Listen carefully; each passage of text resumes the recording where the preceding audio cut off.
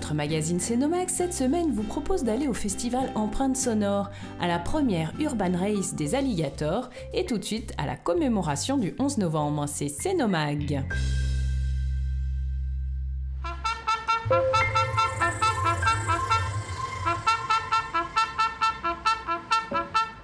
Commémoration du 11 novembre et remise de la fourragère. Vendredi 11 novembre, la ville de Sénaux organisait la commémoration du 98e anniversaire de l'armistice de la Grande Guerre sur la place L'Aube. Avant la cérémonie, les jeunes réservistes de la 5e compagnie du 27e BCA, commandés par le capitaine Leclerc, se sont vus remettre la fourragère rouge, symbole du courage, de la combativité et du sacrifice des anciens du 27e BCA. Ensuite, les élus de Sénaux, les anciens combattants, le conseil municipal jeune ont lu les manifestes, déposé une gerbe au monument aux morts, nommé tous les Sénaudiens morts pour cette guerre et écouté de très beaux chants.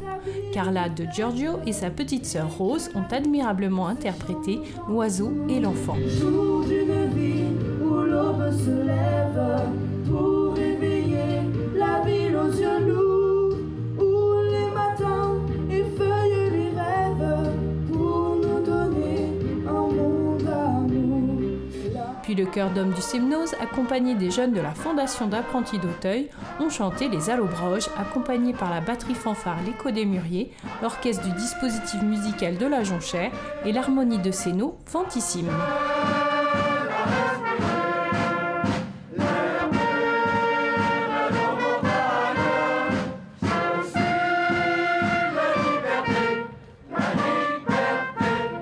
Commémorer le 11 novembre, c'est répondre à la nécessité du souvenir. De nombreux Sénaudiens et Sénaudiennes étaient présents pour se souvenir ce 11 novembre. Je m'en vais me plaindre à mon père de cette triste affaire, de tous mes embarras. Oh, ça doit guère. Ambitieux artistiquement, mais également socialement, le festival Empreintes sonores a étonné le public à plus d'un titre. Terre d'Empreintes s'était associé cette année au CMTRA, le Centre des musiques traditionnelles de Rhône-Alpes-Auvergne, dont le forum régional se tenait les 11 et 12 novembre dernier à Cap-Péria.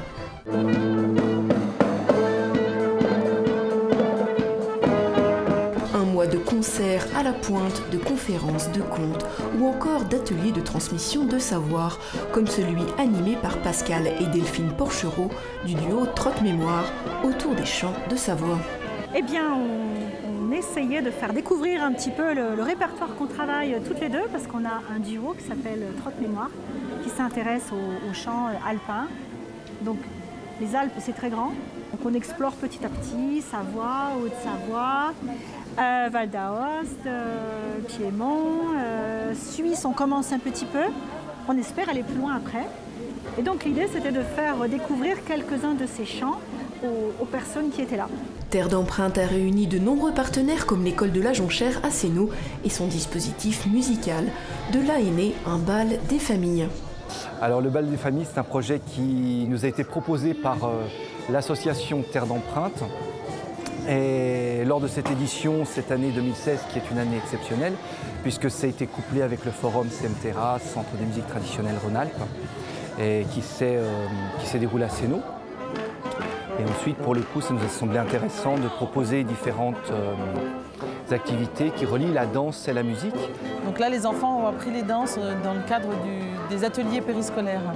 Après l'école, il y a des intervenants de croque-danse qui sont venus apprendre les danses aux enfants, ce qui a permis ce bal avec les familles. Les danses folk ont le pouvoir de créer des espaces où tous, petits et grands, de tous horizons sociaux, se rencontrent. Ils partagent un moment ensemble, main dans la main, et ainsi apprennent à se connaître. Alors là, oui, c'est vrai que c'était un moment d'échange particulier et des enfants nous ont dit qu'ils oubliaient leurs problèmes pour danser et que je trouve ça fantastique, quoi. C'était là vraiment un moment fort. Le temps d'une danse collective, dans une grande convivialité. Une nécessité aujourd'hui en France dans le contexte d'état d'urgence où la peur parfois prend le pas sur l'humanité. C'était bien. On avait dansé plein de danses. Il y avait des chansons, il y avait des musiciens. Et c'était bien. Bah, c'était bien. Qu'est-ce qui t'a plu ? La danse et chanter aussi.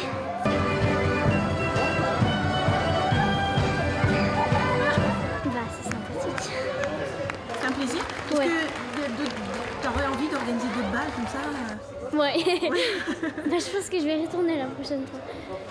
Moi, la musique folk, quand j'entends ça, j'ai les références à mes grands-parents. Parce que mon parent, mon papy jouait le folklore. C'était de la musique coutumière, quoi. Quand je vous parle de ça, mais c'est vraiment traditionnel, madame. Donc c'était des choses sérieuses. Et j'ai appris ces goûts de la musique quand je voyais, quand j'étais gamin, les manifestations familiaux, les mariages coutumiers, on voyait ce genre de choses. Et ça nous motivait de nous prendre aussi les relèves. Et là, j'en suis fier. La chorale de l'école de la Jonchère ainsi que des CM1 et CM2 volontaires ont participé à l'animation musicale du bal. Sous la baguette de la compositrice Stéphanie Snachnitschk, qui leur a fait travailler des chansons traditionnelles. On a travaillé des chansons traditionnelles. C'est vrai que moi j'aime particulièrement ces chansons parce qu'elles nous parlent de nous, elles nous parlent de la vie, elles parlent de l'amour, elles parlent de la séparation, de la mort, enfin de tout ce qui nous anime. Et donc c'est des chansons que j'aime bien transmettre aux enfants. Et puis là, j'aime aussi beaucoup les danses traditionnelles. Je trouve que c'est des danses qui sont fédératrices, qui permettent de partager. Les choses simples de la vie, je dirais, c'est-à-dire que l'émerveillement dans la musique, là, quand il y a des polyphonies, de retrouver une liberté d'être, de dire, je m'autorise à chanter, à faire la musique. Je suis peut-être pas un super musicien, je n'ai pas fait 10 ans d'études, mais on a tous une beauté à l'intérieur et c'est ça, faire résonner un peu tous ces beaux trésors. Elles parlent de la vie, ces chansons issues de notre patrimoine. Elles sont d'une grande richesse, ornées, mélodieuses, libres. Que de richesses sonores à découvrir lors de ce festival Empreintes sonores. La mémoire est en marche et elle se partage.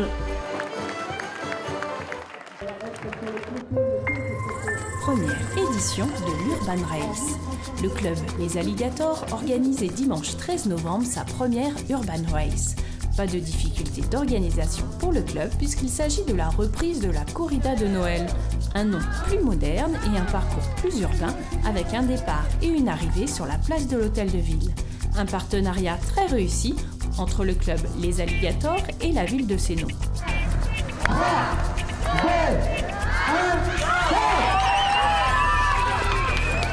Voilà un très beau parcours imaginé et organisé par le club des Alligators. Un partenariat avec la ville qui a été super intéressant parce on s'est fait ce projet-là en commun. Ils ont été moteurs dans l'idée et puis à porter le projet jusqu'au bout. Et puis on les a aidés un peu financièrement et puis dans les infrastructures mises à disposition. Puis voilà, ils ont porté ce projet jusqu'au bout avec la météo qui nous a aidés et puis une super ambiance. 4 courses étaient proposées, une pour les adultes et 3 pour les enfants.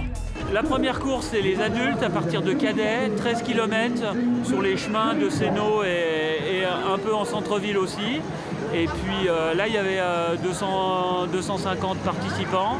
Et puis là, maintenant, place aux courses des jeunes avec une course tout simple à 1,5 km. Et après, il y aura les benjamins et minima. Donc il y a 3 courses en fait. Nous avons croisé Louisa, la grande gagnante des 3 km. Alors, t'as gagné? Bravo, oui. Qu'est-ce que ça te fait? Je suis très contente parce que ça fait longtemps que je voulais essayer de gagner. Voilà. T'as gagné contre les garçons, contre les filles? Ah oui. La première? Oui. Ça fait combien de temps que tu t'entraînes? C'est ma 3e année. Parmi les alligators, qu'est-ce qui te plaît dans le fait de courir, de gagner des courses? Je sais pas, j'adore courir, c'est ma passion en fait. 288 adultes ont participé aux 13 km, dont Nathalie de Saint-Joriot, récente amatrice de course. Comment s'est passée cette course là ce matin? Bien, mais bon, j'ai une tendinite, alors un petit peu dur quand même.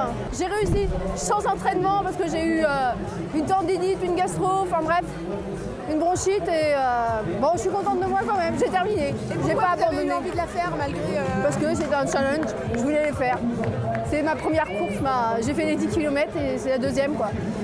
Donc voilà. Bravo à Émeric Arnaud, le grand vainqueur des 13 km avec 45 minutes et 12 secondes seulement. Charlie Leclerc est le vainqueur des 4,5 km, Louisa Thévenet a remporté les 3 km et Max Brunet les 1,5 km. Bravo à tous les participants et maintenant il est temps de vous y mettre pour participer à la seconde édition de l'Urban Race des Alligators.